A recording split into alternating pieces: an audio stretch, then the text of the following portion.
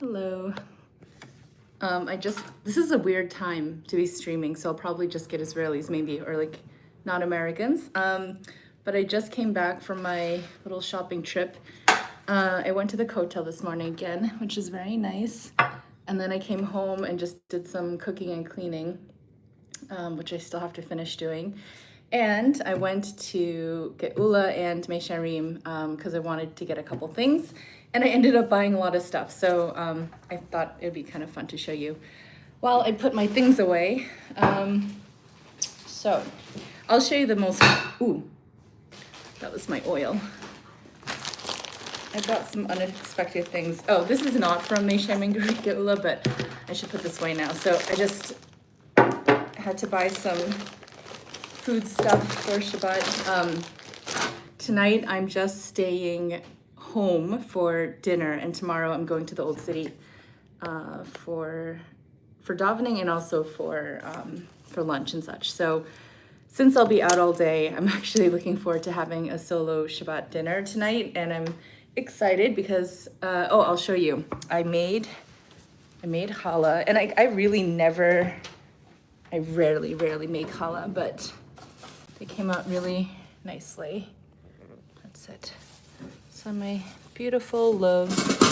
So I'm excited to eat that. So since I made it this week, it'll be like the main feature. So it's gonna be a very bread-based meal.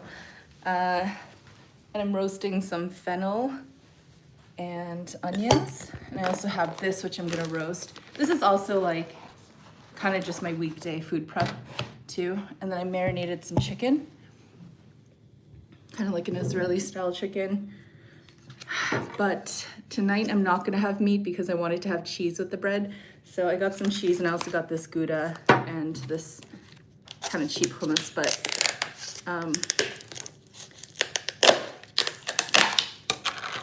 and I'm just tearing this open before Shabbat. Actually, I'll open the cheese now too. So this means I'm gonna be eating on paper plates because I have an all-meat kitchen, so I kept some dairy stuff, but basically I didn't want to have meat and dairy in my kitchen, so just to keep it more simple. But I actually love eating on paper plates. I think it's more fun. All right, just gonna put that in a bag. So I'll have cheese and wine and olive oil and bread and hummus and some olives. I have really good olives. And I'll probably end up making like make a piece of salmon. I'll take the salmon out now.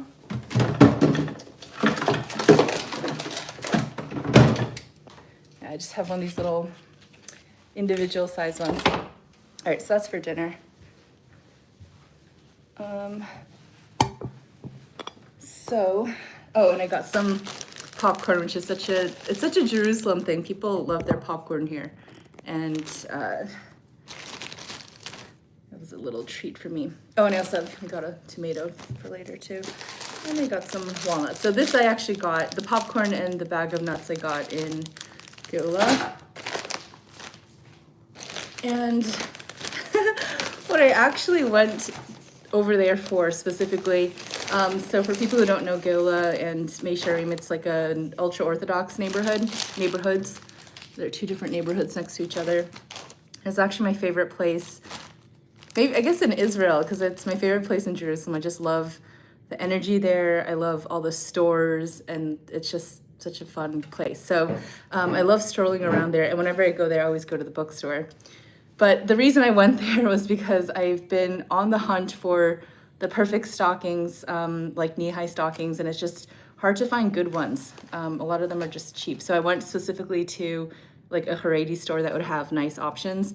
And so I got a bunch of these and these, just like long socks, basically, like they go up to your knees.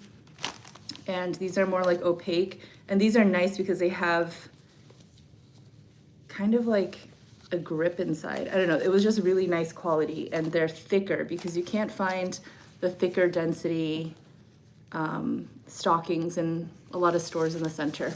So that's why I went to this store. And I don't know if we got like actual stockings. So that was the purpose of the trip. But of course, aside from that, I always go to my favorite bookstore, which is, it has two names. People call it Manny's, but it's also called Or HaChaim. Yeah, but I love this store. I always go in there, and I don't think I ever leave empty-handed. But I got the coolest things today. So I had no plan of any, like I didn't have any intention of getting anything. But I got another Akiva Tatz book. I've been really into Rabbi Akiva Tatz lately. He's South African, but also spent time in London, and I think that's where he is now. I'm not totally sure. But I haven't read this one yet, so I'm excited. It's about free will. I always get rid of the book jackets. I find book jackets so annoying, so I usually just discard them because I think the actual books are so much prettier when they're simple like that. So that'll be really fun to start reading for Shabbat. I have one of my favorite books actually is by Rabbi Tatz, called World, I think it's called World Unmasked, and that one's so good. So this will probably be very juicy. And I also got these beautiful, okay, so the first thing I saw in the store were these beautiful little booklets for Kirat Shema Al Chamita, which is the bedtime prayer. There's a long prayer that you say, relatively long. It's long for me because if it's in Hebrew, it's very long. But you can see it's a very small book because it's just this nighttime prayer that you do. And I'm still doing mine from my Siddur, which is half in English and like the other side is in English and one side in Hebrew. And I currently do a combination. So I'll say the beginning part and the ending part in Hebrew, and the middle part, basically like the Tehillim, but it just takes me a long time to do it in Hebrew. So a lot of sections I do it in English, and I really don't like that I do that because I think it matters more so for the bedtime Shema to like actually properly do it all in Hebrew. So I got this to train myself, to actually force myself to read it separately, not have the cheat sheet on the other side in English to actually rely on. And this way I'm going to start actually practicing doing it every night, and it'll, probably take me like a month or two before it's hopefully like flowing a little bit more. And I know like big sections of it already, so hopefully it won't take me that long. But I loved how pretty this was. Like I love how clean and modern the design is. And they came in all the different colors. I almost got the gold one, but I thought this one was just so pretty. And a lot of Sefarim have, especially prayer books, the typeface is so hard, and it's like really hard to read, I think. So what I loved about this is just how clean the typeface is. It's like so nice. And the text is really big too, which is really cool. So that's my special, like I was really excited to get this. And it's like, maybe you can't tell, but it's kind of pearlescent. So it's just so pretty. I'm very excited about that. And then also on other pretty little books, I thought these are so adorable. Really pretty. And these also came in different colors, and you have basically like one-off prayers or blessings in each of these little booklets. You can see how tiny they are. So I got, what is that one? Oh yeah, Tehilot, no wait,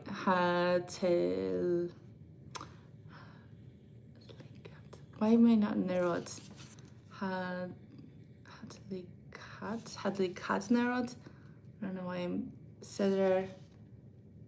Why am I forgetting that word? It's the blessings for Shabbat. So you have the blessings for Shabbat, and then there's a little prayer in Hebrew. And this prayer I also don't do in Hebrew right now. I'll say the brachot in Hebrew. But again, this is so cute, and this will train me not to have the cheat sheet in my Siddur and actually read the Hebrew for this prayer. So that's a really nice bonus, and I love how cute and like simple it is. It's literally just this, and it's just so beautiful. So that makes that part of Shabbat all the more beautiful. And then I also got hafashat challah, so like the blessing for taking challah. Also just so nice because it's literally just this blessing and the prayer that you say, and it's nice and compact.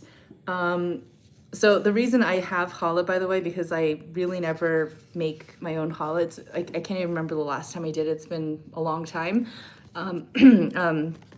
I don't do it because it's really hard to actually make enough challah for myself where you can actually take challah and say the blessing. So I just don't usually tend to do it. And I actually forgot how much the quantities were. So I used a recipe that ended up not being enough for me to take challah, like even without a bracha. So I went through all that effort yesterday, ended up with like 3 pretty big loaves, and it still wasn't enough to actually do this. So next time, I want to get in the habit of doing this. So next time I'm going to double the recipe or just like make enough of a big batch that I can actually take challah and say the bracha.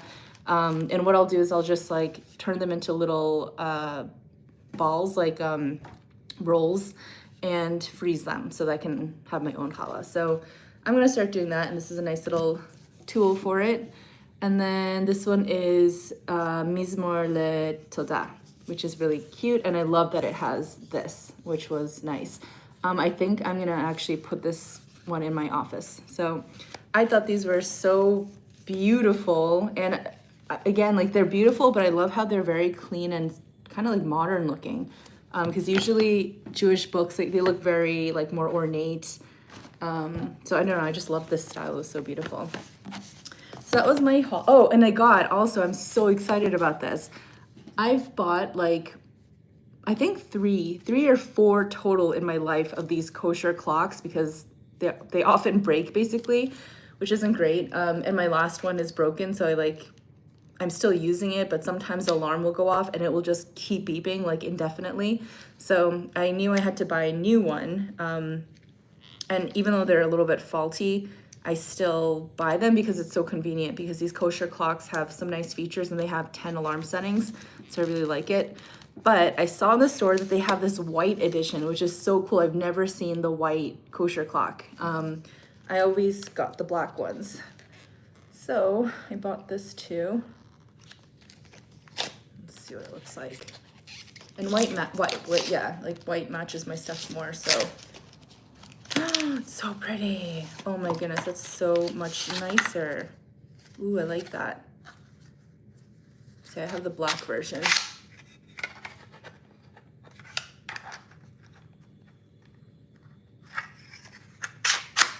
Oh yeah, that looks so sleek. That's such a nicer color. And hopefully this one doesn't break, because my last one only lasted like maybe 6 months, maybe even less. I feel like I bought that one recently. Cool, so that was my bookstore haul. And then I also went to, this is kind of funny. Hold on, let me catch up on my messages. Hello, hi Winnie. And yes, Israeli hummus is better. Greetings from Chile, awesome. I found Sabra is better than the rest, at least in the UK. A good Shabbos.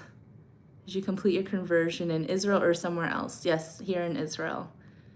I'm traveling to Israel for the first time next week, and you have given me such inspiration. Do you have a meetup in Jerusalem soon? No, I don't think I have enough people to do like a meetup or something. So no, I don't. But sometimes I bump into people who know me from the channel. So if you ever see me bopping around, then come up and say hello. And hope you have fun. It's gonna be great when you come to visit. Free will in Judaism, it sounds interesting. Hello. It's very nice. They should have one as well as for the morning prayer in a different color. Yeah, so all of these, they came in all different colors, and they did have the morning blessings one too. So that was cool. But I didn't get that one separately because I just do that before I'm davening. I don't separate it, so it didn't seem worth having a separate little booklet for it. But they did have them. Hi, Jose. Good noon to you. Fun gaming. I'm so busy on Friday. I don't know how you have time for this. I'm going to do my shopping, cleaning, and cooking. Well, it's just me, so it's not like I'm running around preparing Shabbos for like a whole house full of people, so it makes it pretty simple. But even with just me, it is chaotic. Like, I still have a lot of cleaning to do. But I got up nice and early today, so I had some extra time. I heard of a kosher Shabbat lamp, but never a clock. Yeah, this is what's kosher about it. Well, one, it's nice for, like, even if you had a 3-day yontif, like, you can set up literally 10 alarms with this, which is really nice.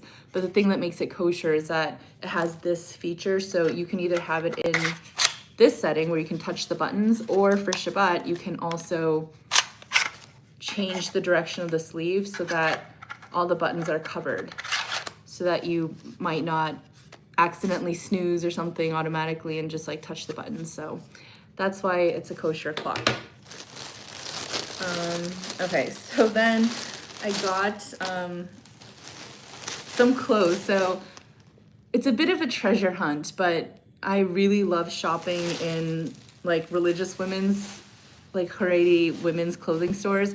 And a lot of the stuff looks very like, kind of like has like a lot of like old lady fashion type of stuff, like so it's kind of hard to find things, but if you look hard, like you can find some really cool stuff. So I ended up getting, also it's just more practical because a lot of times you can always buy your clothes in non-religious stores, but it's a little bit limited and you have to kind of work with some of the restrictions there, I guess. So it's nice to be able to go into a store and you can literally buy whatever, and like that's not a factor. So I just got this sort of, I forgot what this is called. It's not when it's a turtle, it's like a mock turtle, or like when it's like a little bit high up. And I love this neckline. I love it when you have just like this much neck, and it's really nice. So it's just like a black long sleeve shirt, which is basically my daily uniform, is some kind of a long black shirt and a A-line skirt. Got that, and then I got, this like doesn't look cute on its own, but it looked really nice. I got this, which is, you can't really see it, it's like an interesting texture, but it looks really cool, and I would wear this with a sweater. And when I wear sweaters, I really don't like to have sleeves, because then it's just like really thick and kind of like rolls up and stuff. So I like to wear sleeveless stuff when I'm wearing a sweater on top, so that it's like less fabric. So that was really nice. And then I got, so this looks a little old lady, but like the way I'm gonna wear it will be cute. It's basically just like a very long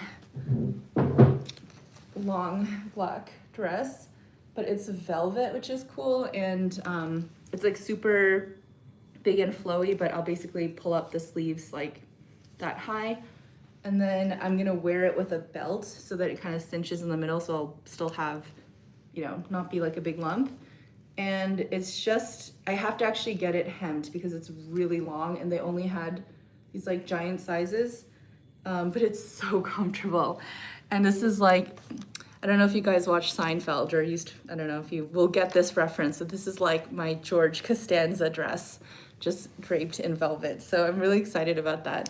It was so comfortable.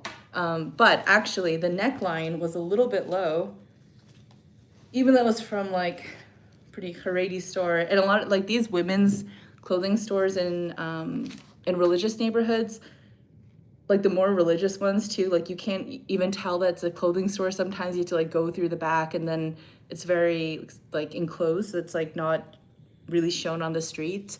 There are a lot of stores like that. So the store was kind of like, it was kind of like that a little bit. And so you can see the neck actually like swoops a little bit too much. So it'll go probably like up to here, which is like even lower than what I have now. It'll be like this much. And it's just a little too wide for my liking. So I also got this thing, which I've always wanted to get this because I find them to be really practical. It's gonna look kind of funny, but basically it's just like a top that is just for your neckline. And you wear these tops that are basically fake necklines underneath clothing that is just a little bit too low for you. So I was really glad to get this because I've never had this. Usually like I'll just wear tank tops and stuff underneath with like a high neckline, and they're usually more like undershirt type of things that I wear.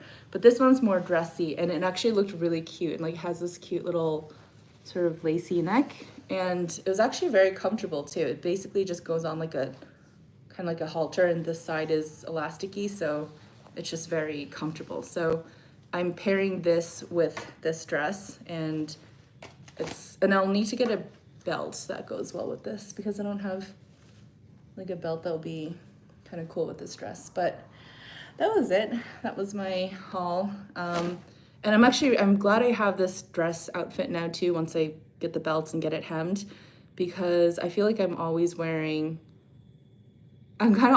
the same things. Like I don't have a lot of like more formal, fancier clothes or just like a little more dressy stuff.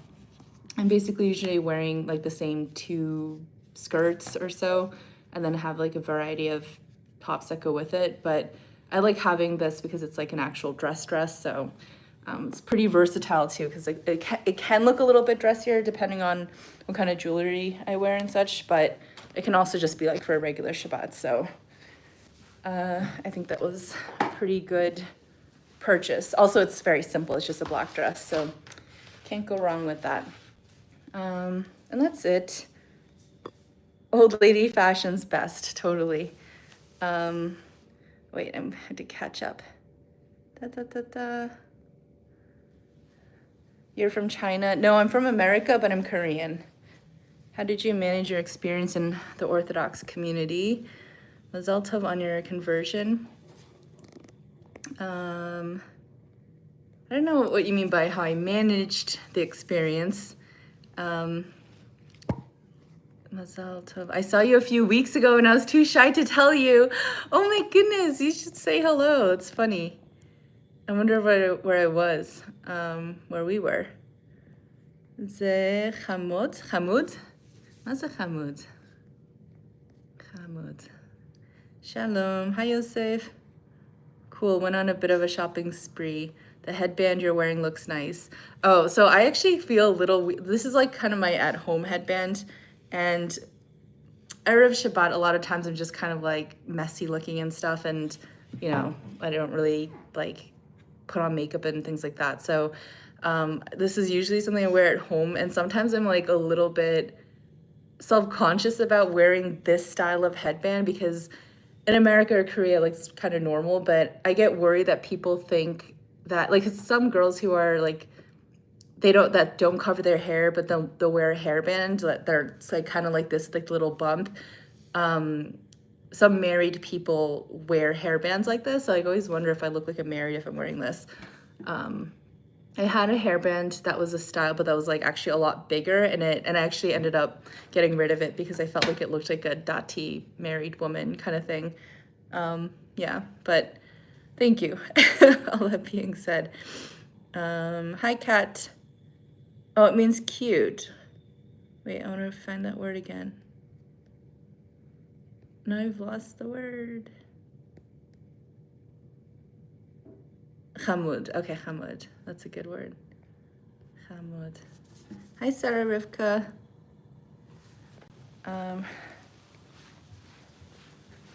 So that was it. That was what I did. And now I'm gonna spend the rest of my afternoon, which we don't even have that much time. It's already 12:12. Finishing my cleaning and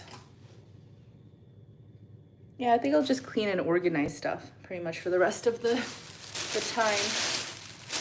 And ooh, actually, I should go out and get wine for tomorrow. Yeah, I should probably do that. I was really hoping not to make a second trip out, but that's what I'll probably end up doing. So I'll clean up and then go out and get wine again. So that's it. I'm just gonna keep this one short, relatively short. I just wanted to share with you guys what I bought because I got some fun stuff today. And I hope you guys have a Shabbat Shalom, and I will see you guys later. Bye-bye.